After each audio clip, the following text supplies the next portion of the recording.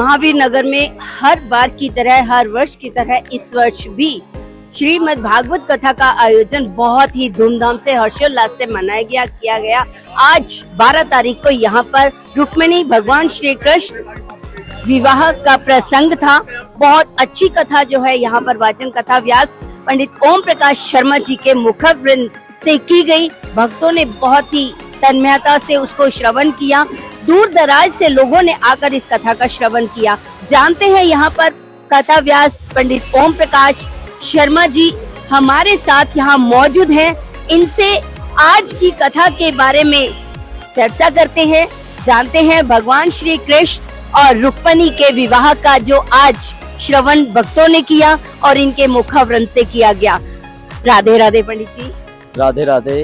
आज श्रीमद् भागवत कथा का शायद 12 तारीख छठा दिन था और श्री भगवान कृष्ण और रुक्मिणी जी की का विवाह का प्रसंग था। बहुत सुंदर श्रवण आपने जो है वाचन किया और भक्तों ने श्रवण किया, क्या कहेंगे? देखिए, सबसे पहले तो मैं आप लोगों को भी बधाइयाँ देता हूँ, SPV को और आप सारी टीम को, आपकी को, कि आप यहाँ आए और आपने ये 7 मार्च से हमारी श्रीमद् भागवत कथा प्रारंभ हुई है और उस कथा को आप कवर करने आए, क्योंकि आपकी चैनल के माध्यम से ये कथा ना जाने कहाँ तक पहुँचेगी और भगवान का नाम जितना ज़्यादा प्रचारित किया जाए और प्रचार करने वाला दोनों ही भगवान के बड़े प्रिय हो जाते हैं। रही बात आज षष्ठम में भगवान श्री कृष्ण माँ रुक्मिणी का विवाह है, तो ये प्रसंग बड़ा ही आनंदमय प्रसंग है। हम अपने घरों में जैसे विवाह करते हैं ऐसे ही आज हमारी सारी संगत ने भगवान श्री कृष्ण और माँ रुक्मिणी का विवाह किया और इस विवाह के अंदर पूरे की पूरी संगत ने, पूरे के पूरे मोहल्ले ने बड़ा अच्छा हर्षोल्लास से इसको मनाया है। और दूसरी बात यह है कि ये जो भगवान का कहते हैं कि अपने घरों के अंदर तो हम सभी करते हैं, लेकिन भगवान के नाम पे अपना तन मन धन सब निशावर करके जो भक्त हमारे ये आनंद में कर रहे हैं, इसका तो कोई मोल ही नहीं है। और ये अनमोल धरोहर जो आज हम धर्म का प्रचार कर रहे हैं, ये अनमोल धरोहर, ये हमारी अनमोल धरोहर है सनातन धर्म।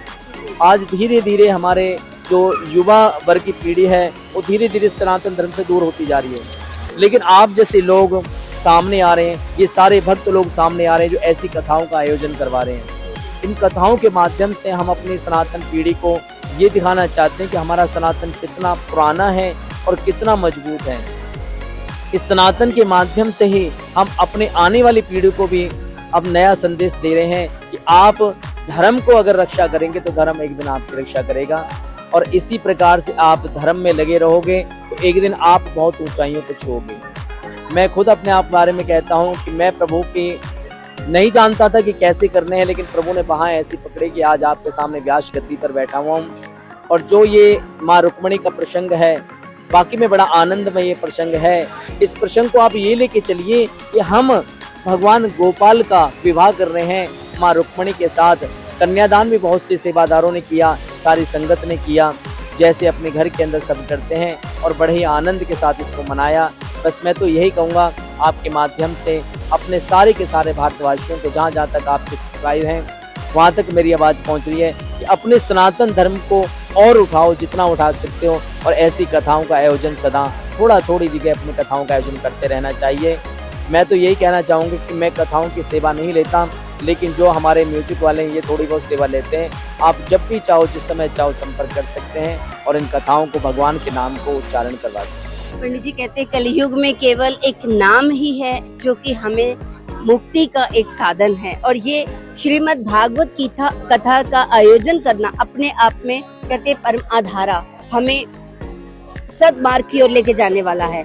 युवा पीढ़ी जो है आजकल हम देखते भी हैं कि काफी ज्यादा इन जो है धार्मिक आध्यात्मिक से हटकर अन्य जो है कहीं क्लब में जा रहे हैं, कहीं उधर जा रहे हैं, भटक गए हैं। उनके लिए क्या संदेश देंगे? मैं उनको ये देना चाहता हूँ, आपने भी बहुत अच्छी बात की, कलयुग केवल नाम आधारा, सुमिर सुमिर नर उतर ही पारा। कलयुग के अंदर देखिए, आप कहते हो कि हम क्लब में जा रहे हैं, क्लब में जा करके आनंद लें, मौज लें। आप एक बात कीजिए, आपने वहाँ भी तो म्यूजिक सुनना है, यहाँ भी भगवान के नाम की म्यूजिक सुन लीजिए। भगवान के नाम को इस प्रकार से म्यूजिक में बचा के गाइए। आजकल तो भगवान के नाम की बहुत भजन आ रहे हैं, उन भजनों पे नाचिए।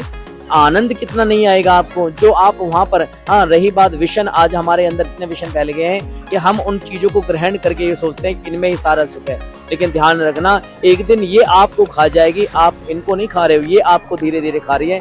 इसलिए मैं युवा पीढ़ी से ये कहना चाहता हूँ कि धीरे धीरे वो सनातन की तरफ लगें, और वो जो सोचते हैं कि भाई हमें नाच कूद करना ही है, तो आप नाच कूद भगवान के भजनों पे करिए। इतने सुंदर सुंदर भगवान के भजन है, इतने सुंदर सुंदर भगवान के रूप में हम कर रहे हैं, उनमें आप नाचिए, आनंद लीजिए। भागवत कथा हम करते हैं, उसमें भजन गाते हैं, सब नृत्य करते हैं। और आजकल तो एक नाम और भी आ रहा है, पहले शुरू से चला, हरे रामा हरे कृष्ण कृष्ण कृष्ण हरे हरे। तो इस नाम पे कूदिए, इस नाम पे नाचिए, इससे बड़ा क्या है। मैं तो युवा पीढ़ी से यही कहना चाहता हूँ, आप उस दिशा में मत जाइए जो पश्चिम है। पश्चिम के लोग हमारे सनातन को अपना रहे हैं और हम पश्चिम को अपना रहे हैं। प्यारो, आप अपने धर्म को छोड़कर सनातन में मत जाइए, क्योंकि अगर हमारा धर्म बेकार होता तो वो लोग हमें क्यों अपनाते पश्चिम वाले। आज पश्चिम वाले में अपना रहे हैं, तो इसका मतलब ये कि हमारे धर्म में कितनी ताकत है। इसलिए आप उनके धर्म की ओर मत जाइए, बल्कि आप अपने धर्म को अपनाइए, ताकि जो लोग वो भी अपना रहे हैं, और फिर देखो आपको कितना आनंद मिलेगा, आप कहां से कहां पहुंच जाओगे। पंडित जी, लास्ट सवाल मेरा, कथा का समापन है, समापन के लिए जो है यहाँ पर क्या कुछ विशेष तैयारियां की? जैसे 7 तारीख से ही प्रसाद वितरण होता रहता है, लेकिन आज विशेष क्या है कि आज भगवान का विवाह है, तो जैसे हम विवाहों में दूध जलेबी बांटते हैं, इसी प्रकार से आज विवाह में दूध जलेबी का विशेष प्रबंध किया गया है। वैसे तो प्रसाद है, जैसे हमने अभी बनाया है प्रसाद, खिचड़ी का भी प्रसाद बनाया है भगवान का, हमने भगवान का पुलाव का प्रसाद भी बनाया है, फल का प्रसाद भी, मिठाइयों का भी प्रसाद है, लेकिन सबसे विशेष अब का जो प्रसाद है वो दूध जलेबी का प्रसाद है। हम विवाहों में जैसे दूध जलेबी बांटते हैं, इसी प्रकार से अब की बार हमने दूध जलेबी का प्रसाद रखा है, और दूध जलेबी का प्रसाद सारे भक्त बड़े आनंद के साथ ले रहे हैं। तो ये जो आज का विशेष मुझे बड़ा अच्छा लगा, क्योंकि सेवादारों ने बताया जी कि आज की दूध जलेबी बटेगी, मुझे बड़ी प्रशंसा हुई कि ये लोग भी चाहते हैं कि हमारे घर में भी ऐसा ही आनंद हो, जो हमारे घरों में चलता है ऐसे हमारे इस कथा के अंदर भी हो। तो ये बड़ी प्रशंसा का विषय आज। बहुत बहुत धन्यवाद पंडित जी आपका। तो देखा दर्शकों, यहाँ पर श्रीमद् भागवत कथा का आयोजन हर बार की तरह इस वर्ष भी बहुत ही धूमधाम से संपन्न हुआ। आज छठा दिन था, भगवान श्री कृष्ण और माँ रुक्मणी के विवाह का प्रसंग था, जो कि बहुत ही सुंदर तरीके से यहाँ पर वाचन किया गया और भक्तों ने यहाँ पर श्रवण किया। तो दर्शकों, कल का प्रसंग, पंडित जी कल का प्रसंग क्या रहेगा? कल का प्रसंग जो है वो सुदामा चरित्र है।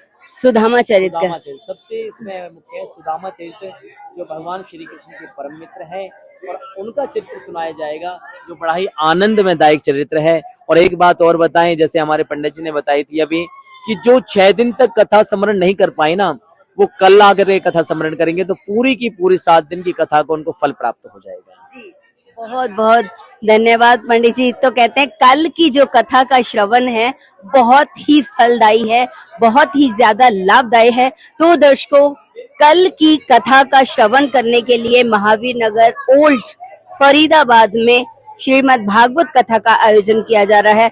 आए और जो है अपने जीवन को भी सफल बनाए। कैमरा पर्सन परवीन बांकुरा के साथ सर्वप्रिय भारत से डॉक्टर उषा शर्मा की रिपोर्ट।